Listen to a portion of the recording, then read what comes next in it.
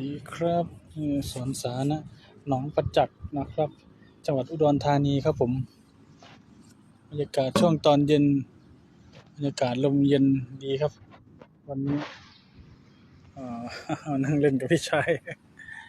นะครับอ่ะบรรยากาศโอ้รถเยอะคนวิ่งออกกำลังกายแถวนี้เยอะมากเลยนะครับฝั่งด้านนู้นก็มีร้านอาหารด้วยแถวริมหนองน้ำนี่นะครับ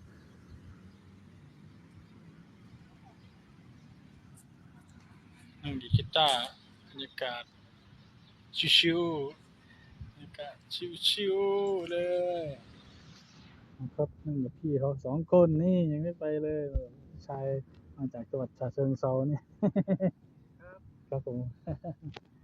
นั่งเล่นกันกินขนมปังกันนะครับ